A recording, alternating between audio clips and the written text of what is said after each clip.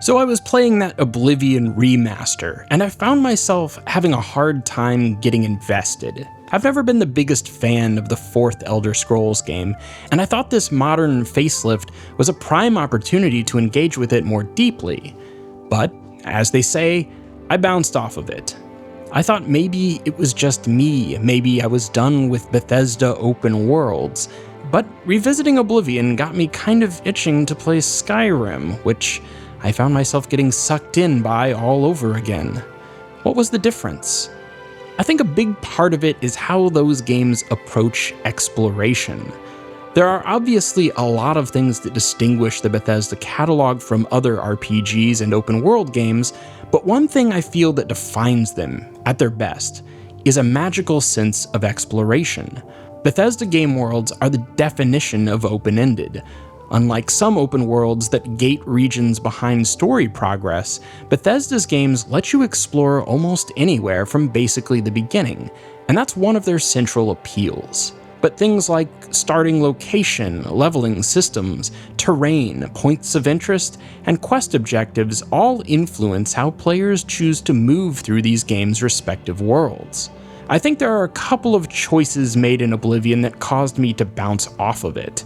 I'm not here to spoil anyone else's good time. I know people love this game, but I think it's an interesting exercise to look at how different Bethesda games flow with regards to their exploration. For purposes of this video, I'll largely be ignoring main quest lines. As fans know, those are rarely the best parts of these games, and it's never the reason for their staying power. Instead, I want to look at how other factors influence a player's progress through the world, mainly the design of the worlds themselves. This is subjective, of course, and you may disagree with my assessments. That's fair. There are as many ways to play these games as players, and nobody's experience or thought process is going to be exactly the same. Regardless, there are concrete design cues that we can examine. Oblivion starts you in the center of the map. You can literally explore in any direction, which is very representative of the go-anywhere promise of these games. You emerge from the starting zone to get your first glimpse of the open world. A wooden dock extends across a body of water, with a ruin on the far shore and forested hills and mountains in the distance beyond. In 2006, this was quite a sight. A vibrant, verdant promise of adventure. The ruins draw attention as a likely first destination, but turn around and you'll see something a little more impressive. The Imperial City, the largest, most elaborate urban environment in the game. I know it makes sense for the story, but I kind of question the wisdom of starting the player in such a prominent location instead of building anticipation for it, making the player earn it through exploration. Seeing new, unexplored places on the horizon and making your way to them is such a core appeal to the Bethesda exploration experience. The Imperial City, with its giant white gold tower, provides an iconic central landmark for the region. You can see it from far off, in all directions. It would be the perfect tease to draw the player in. Instead of building up to such a major location, you're dropped right on its doorstep at the very start. To me, that seems like a wasted opportunity, and a possible pacing issue. You've just come from a stone dungeon without a lot of color, and the Imperial City is basically a bunch of monochromatic stone walls. It can also be an information overload. There's such a high concentration of content here, NPCs, quests, factions, that it can easily overwhelm new players.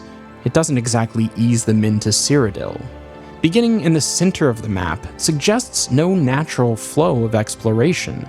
The Imperial City sits in a flattish area, mostly surrounded by distant mountains. With no obvious landmarks or geographical features pulling in a particular direction, players might consult their map instead.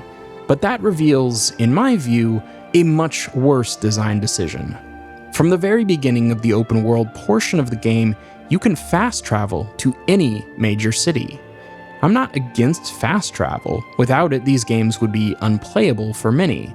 But I feel strongly when it's unearned, it really puts a damper on the motivation to explore for yourself, and undercuts the value of Bethesda's open world style. Bethesda must have agreed with that sentiment, because no game since has had fast travel to all the major settlements unlocked from the start. That was a very good correction. Starting in the center of the map isn't an inherently bad design choice. A game that does this much better is Fallout 3. Vault 101 is located roughly in the center of the capital wasteland. Once you emerge from the starting location, you're greeted with a vista of the devastated landscape, and the most prominent, eye-catching thing on the horizon is the Washington Monument, with the rotunda of the US Capitol building behind it in the ruins of downtown DC. It's a clear and obvious distant point of interest that beckons the player toward the city center, where the main quest will take you anyway. Closer afield is this water tower that suggests more immediate investigation.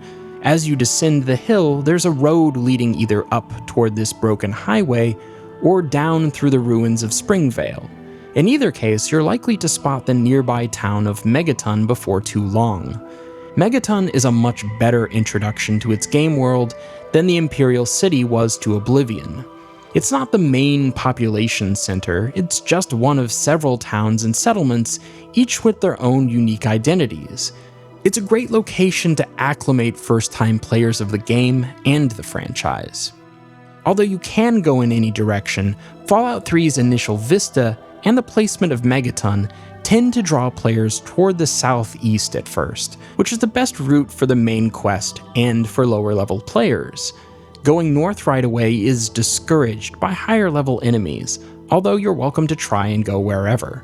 There's guidance in Fallout 3, but it's not heavy-handed or overt, and the obstacles serve to reinforce the idea of a lawless, dangerous wasteland setting. Fallout New Vegas is the most prescriptive when it comes to a route through its open world. It doesn't force players to take it, but it does strongly encourage it.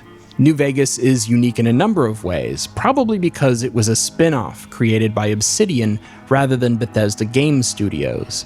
New Vegas dispenses with a drawn-out opening sequence like all the other games have. You're let loose in the open world after just a few minutes of character creation preamble. You also start in a town, but Good Springs is much smaller than the Imperial City and Megaton. It's only got a handful of NPCs and buildings. The town serves as a good optional orientation for the game's basic mechanics, but nothing is stopping you from moving on right away. Another unique thing about Good Springs is that it's directly part of the open world, rather than sectioned off into a separate loading zone. Your very first view of the open world is looking out on the small desert town. The open landscape spreads before you with distant mountains behind. On the left is a water tower on top of a hill overlooking the town. This provides a good vantage point to scope things out.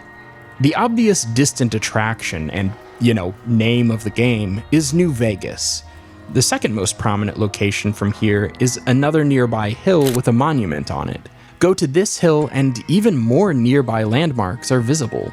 Since you start on the westernmost edge of the map, nearly all players will inevitably move eastward when leaving town, whether by road or over rougher terrain.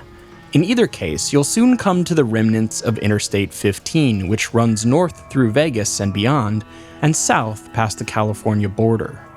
A lot of players will be excited to head straight for Vegas, and this is where the game starts getting prescriptive. There's a bunch of death claws, traditionally the most dangerous enemies in the franchise, right in your path. It's possible to sneak through, but very challenging. There's a safer route through, but first-time players are unlikely to find it unless they're very persistent. And even then, once you make it through to the Las Vegas Valley, you'll still be under-leveled against the enemies there. Most players will take the hint that the game is telling you to go the long way around. You're intended to make a horseshoe down and around the mountains and then back north toward Vegas. There's still a lot of latitude along that route for players to explore and side quest, more or less as desired. But this overall flow is strongly encouraged by the design. By directing players this way, the game is able to introduce a number of major and minor factions that factor heavily into the main plot. It also effectively builds up anticipation for Vegas itself. Some players dislike this, seeing it as a betrayal of the Bethesda open-ended style, but this direction isn't absolute, and the game does a good job of accommodating players who insist on doing things their way. New Vegas shows that the Bethesda format can work as a more directed experience, while still maintaining a wonderful sense of exploration, discovery, and freedom. Skyrim's approach is kind of a middle ground between New Vegas and Fallout 3. Free roaming begins just outside the recently burninated town of Helgen. The opening view is a dramatic improvement over previous games. The rich visuals are able to impress a huge sense of scale on the player. The shape of the land encourages players to stick to roads and more easily traversable terrain, at least at first. A path leads you downhill. The bend in the road directs your view towards ancient ruins nestled in nearby mountains. The path ends in a fork. From here, the road runs along a stream. There's a signpost with a couple headings. Helgen and Falkreath are back the way you came. To the right and downstream is Riverwood. The left fork is unlabeled. Here, the game presents a pretty clear choice to either go toward civilization or make your own way off the beaten path. Most players will opt for the right fork toward Riverwood since it's labeled and it follows the water downstream, which is a subconscious cue to do the same since you've already been traveling downhill. That's also the direction of those interesting looking ruins. You can stay in Riverwood and get pulled into some quests there, but when you decide to move on from the town, the road takes you down out of the mountains into the valley beyond, where you'll see Whiterun, one of Skyrim's most striking locations. At Whiterun, the map really opens up. The city sits in the shadow of the Throat of the World, the highest mountain on the continent. You may decide to climb that, either following the main story or out of curiosity, but there are all sorts of possibilities for exploration at this point. Whiterun is neutral in Skyrim's ongoing civil war. Venture west from there and you'll come to settlements and cities loyal to the Empire, while those east of Whiterun generally side with the Stormcloak Rebellion. You can take carriages between the major cities for a small fee as a way of shortcutting overland travel to distant parts of the map. This is a much better solution than Oblivion simply starting with fast travel unlocked. For one, there's an in-world explanation, and it does cost the player something. It's your choice rather than the game's. Skyrim maintains a very open-ended style, but the land itself guides the player with its terrain.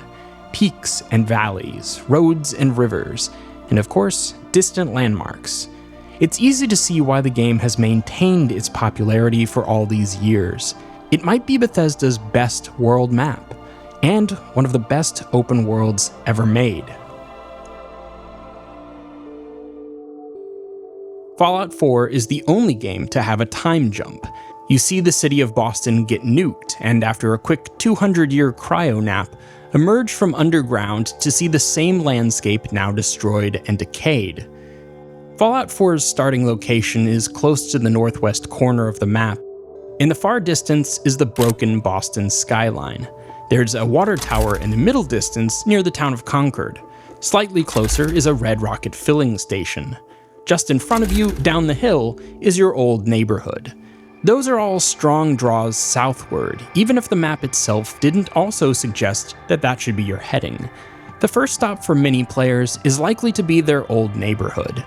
At the end of that street is a small bridge that sticks out as an interesting feature, pulling players toward the Red Rocket filling station, where you meet your canine companion.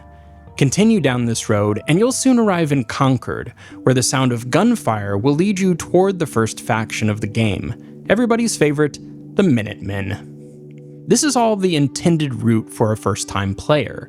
Without relying on objective markers or written direction, the game does an excellent job leading players with visuals and sound. Fallout 4, broadly speaking, has a difficulty gradient. Enemies get tougher as you move away from the starting area toward the east and south, with the treacherous glowing sea in the southernmost portion of the map. That's very sensible, very straightforward, though perhaps a little bit too game-like. Compared to Skyrim and even New Vegas, Fallout 4's Commonwealth is a little lacking for interesting topography, but that's what the Boston area is like, I suppose. The world size is slightly smaller than Skyrim, although much larger than Fallout 3. But because it's relatively flat and the city skyline so prominent, you feel the smaller size more than you might have otherwise. Fallout 3, 4, and New Vegas depict major cities and their surrounding areas, while the Elder Scrolls games since Morrowind encompass whole provinces. The scale is much different, and that's more apparent than ever comparing Skyrim and Fallout 4.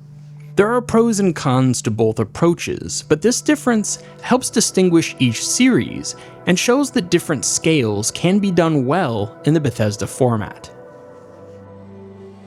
Fallout 76 breaks the pattern set by the previous games, enlarging its scale to the entirety of the state of West Virginia.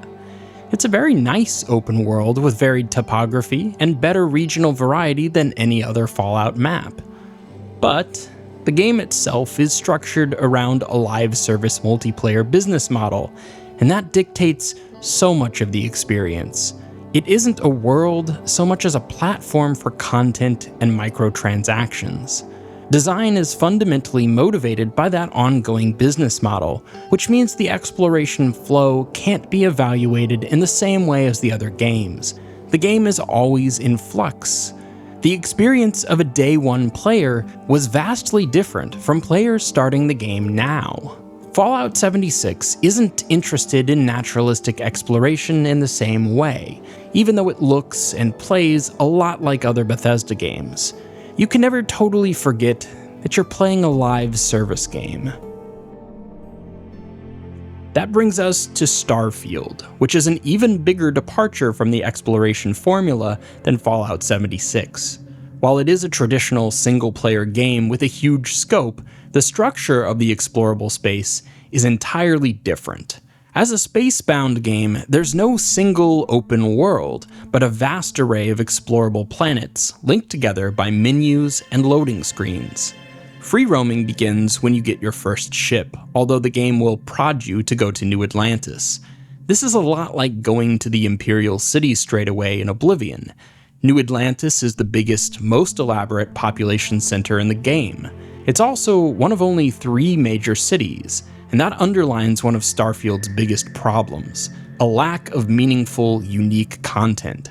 The vast majority of the explorable galaxy is filled out with generic points of interest. At first, this might appear similar to the myriad of ruins, caves, and crypts found in the Elder Scrolls and Fallout, but there are 2 big differences. One, in those games, even the most generic copy-pasted locales are still part of a singular unified world. And 2, they fit that world's lore. It feels right for Skyrim to be filled with ancient barrows. It doesn't make sense for Starfield's planets to host so many abandoned facilities. A war in the recent past doesn't justify the insane amount of human infrastructure and materials lying around everywhere. In addition to being boring, this also destroys any sense of coherency for this universe, and makes immersion much harder. Even if that wasn't the case, the exploration experience in Starfield is broken. You decide where you want to explore, not by looking across the horizon, but by looking at this cold and impersonal galactic map. You pick dots out of a cluster of other dots, hoping there will be something genuinely interesting in the system you selected, and there rarely is. It's a process that doesn't impart a satisfying sense of exploration or discovery. You're told in orbit what the main point of interest is, and then you land basically right next to it, eliminating any need to explore for yourself. Starfield has some genuinely admirable qualities. The game can often look very striking. It features the best action gameplay Bethesda's ever done, but without a true sense of exploration or danger, or even scale, the game is missing its heart. Starfield is such a bizarre failure for how it fundamentally misunderstands the core appeal of Bethesda's games. It isn't about combat, loot, quests, or crafting. It's about immersion, and so much of that comes from exploring a connected world. Those worlds are the glue that bind the rest of the mechanics together into a more meaningful whole. It's been a decade since Bethesda's last traditional open-world experience. Both Fallout 76 and Starfield were serious deviations from the standard, and even Fallout 4 began gutting its world building in favor of user-generated content systems like base building. Some have suggested that the mixed reception of these games is due to outdated design or audience fatigue. There are plenty of valid criticisms there, but I think the primary issues have more to do with what Bethesda has changed, not what they've kept the same. There's nothing outdated about the thrill of exploration. There's nothing outdated about defining a character or climbing a skill tree. After Starfield, I had begun to wonder if I even liked this kind of game anymore. But the truth is, when it's well done, the unique sense of exploration and immersion is one of my favorite sensations in games. There's a reason that so many are still so passionate about these games. There's a reason the Oblivion remaster was received so warmly, and it wasn't just nostalgia. Players respond to things made with intention, personality, and heart, and there's just less of that in a live service under an obligation to meet a set schedule, and there's definitely less of it in a game that allows players to explore 1,000 worlds. Now Bethesda has an unenviable task. They have to dig themselves out of the reputational hole caused by their last several games, while also creating a follow-up to their most successful work. I think what The Elder Scrolls 6 needs isn't a radical rethink so much as a return to form. There will be, and should be, new ideas and refined systems, but the foundation was never the issue. It's absolutely vital that those new things don't obscure or attempt to supplant the core appeal of the format. There are still so many possibilities. Bethesda games aren't the only open worlds that do exploration well, but their particular brand of simulational open-ended immersion is still incredibly unique, and it's been sorely missed.